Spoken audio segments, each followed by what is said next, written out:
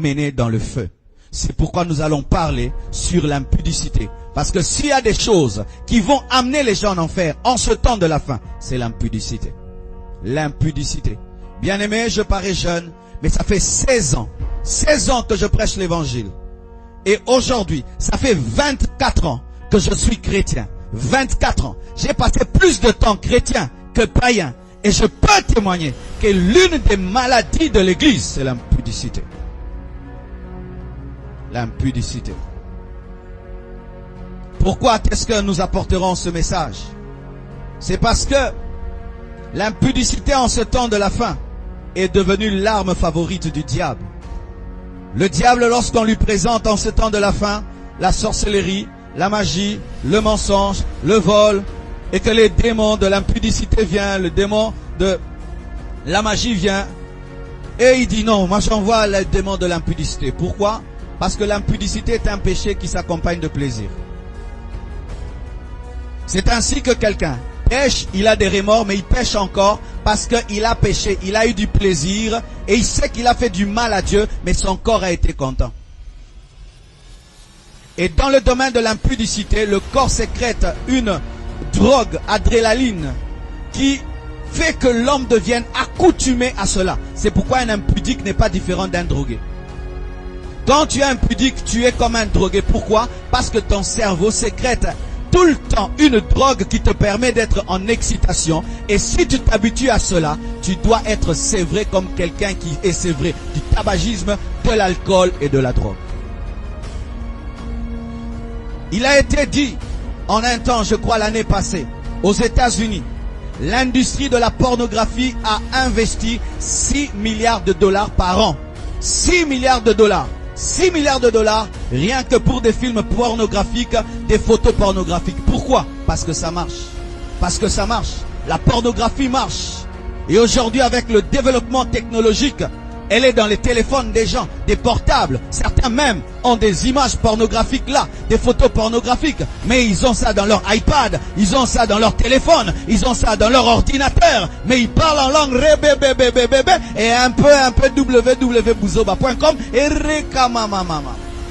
Que Dieu te délivre de www.bouzoba.com. Alléluia.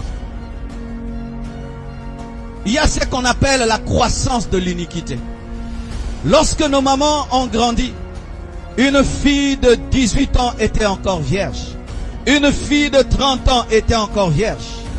Dernièrement à l'église, une fille de 42 ans est venue dans mon bureau, elle est vierge. J'ai acclamé le Seigneur. Mais aujourd'hui, les filles perdent leur virginité à 12 ans.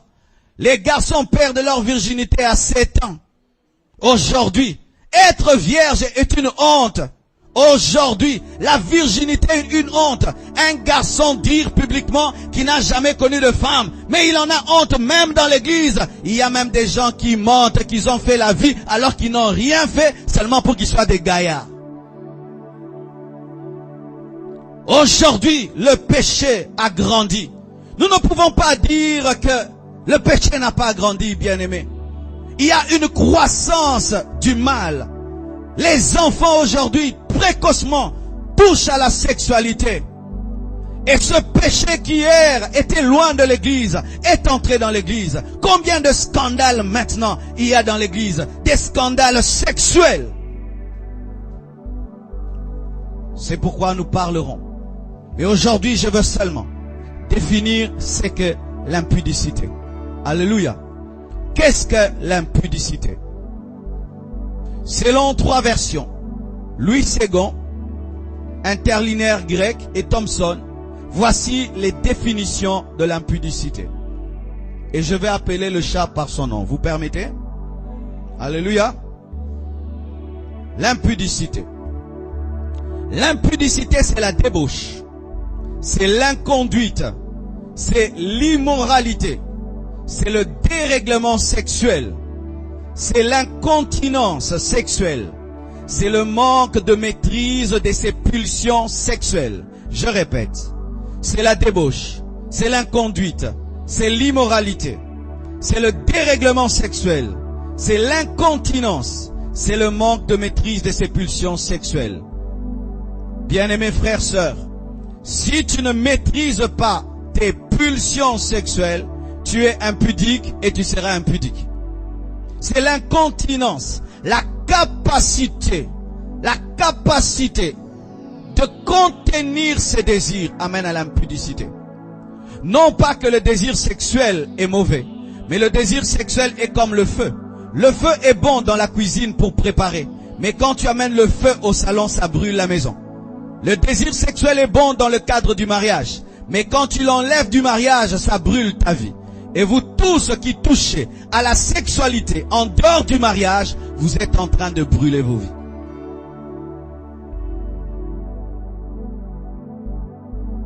Explicite. Si je prends un fusil et je le fixe sur toi, si je suis un grand tireur, même si tu n'es pas tombé, tu es déjà mort. N'est-ce pas? Et bien aimé, l'impudicité, elle en est de même. L'impudicité n'a pas toujours besoin de t'atteindre pour te tuer, mais si déjà tu te retrouves dans un certain rayon, son odeur déjà t'atteint. L'impudicité est un péché qu'il faut vaincre de loin, pas de près. On ne combat pas l'impudicité de près.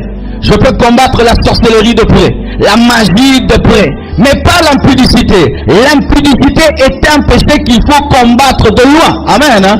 C'est comme les Américains. Les Américains de plus en plus évitent d'envoyer des fantassins, d'envoyer des gens qui font la guerre corps à corps. Ils utilisent des guerres au bouton. Vous êtes loin, ils appuient à un bouton et ils vous tuent. Pourquoi?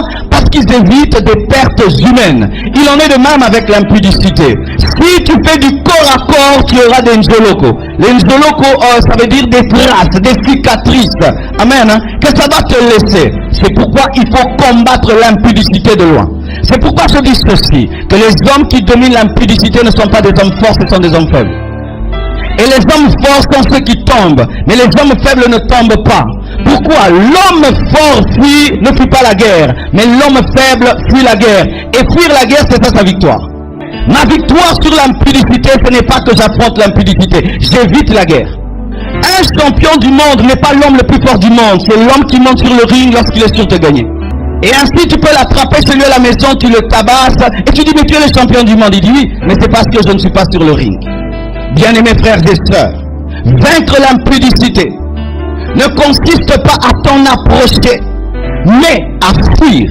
C'est pourquoi la Bible dit, fuyez l'impudicité. Combattez ce péché de loin. Ne vous en approchez pas. Ne venez pas trop près de ce péché, sinon vous tomberez. Je vois des gens qui disent, au nom de la plénitude du Saint-Esprit, je suis rempli de l'Esprit. Dieu te prévient, il te dit, cet homme-là, il veut te faire tomber. Cette femme-là veut te faire tomber. Arrête de regarder tel film, ça te pousse au péché. Arrête d'écouter telle conversation, ça te pousse au péché. Arrête de t'habiller de telle manière, ça tire le péché. Tu dis quoi? Je veux la maîtrise de soi. Je veux supporter. Je veux endurer. Tu es devenu plus sage que Dieu. Je connais l'histoire d'un frère. Il est allé avec sa fiancée en retraite. Et les deux, déjà moi je déconseille ça. Deux frères, un frère et une sœur qui vont en retraite à deux. Non, non, non, jamais. Même si tu as l'onction jusqu'aux dents, n'ose pas faire cela parce que tu n'es pas un ange, tu es un homme et tu as la chair. Et si tu peux avoir faim et soif, donc tu peux avoir des pulsions. Si tu peux avoir faim, si tu peux avoir soif, tu peux avoir des désirs sexuels parce que tout cela fait partie du désir. Alors l'homme qui a soif et faim se renferme avec une femme, un homme seul pendant 10 jours en train de prier Jésus. Mais après que les requêtes prennent fin, après que les chansons ne soient plus, après, qu'est-ce que vous ferez? C'est comme si tu prends une chèvre avec un peu d'herbe et tu dis, soyez ensemble pendant 3 jours. Mes chèvres, ne touche pas. Il ne faut pas te tenter toi-même. Et ils vont en retraite. Ils prient, ils jeûnent, après ils n'ont plus rien à se dire. Et puis tout d'un coup, ils commencent à se regarder. Ils se regardent. Ils se regardent. Et écoutez ce qu'ils disent. Ils disent, Seigneur, si tu ne veux pas qu'on le fasse, envoie quelqu'un enfin qui puisse frapper à la porte. Bien-aimé, Dieu n'exauce jamais de telles prières parce qu'il y a déjà la révélation dans la parole de Dieu. La Bible dit, tu ne tenteras pas Dieu. Tu ne tenteras pas Dieu. Et il y a des gens ici qui sont tombés dans l'impudicité. Au départ, tu ne voulais pas tomber dans l'impudicité, mais tu as manqué de stratégie, tu n'as pas fui.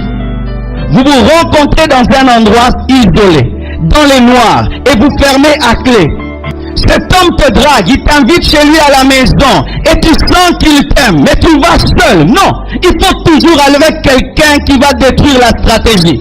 Et s'il envoie cette personne refuse, ce sont des gens qui ont l'esprit de la femme de Potiphar. La femme de Potiphar a une stratégie. Lorsqu'elle veut tomber avec toi, elle envoie tout le monde. Le lavandier, le jardinier, vous envoie tous pour que le terrain soit vide. Et ma soeur, lorsque tu vas visiter un homme et tu sens qu'il envoie tous tes amis pour rester seul, il a l'esprit de la femme de Potiphar.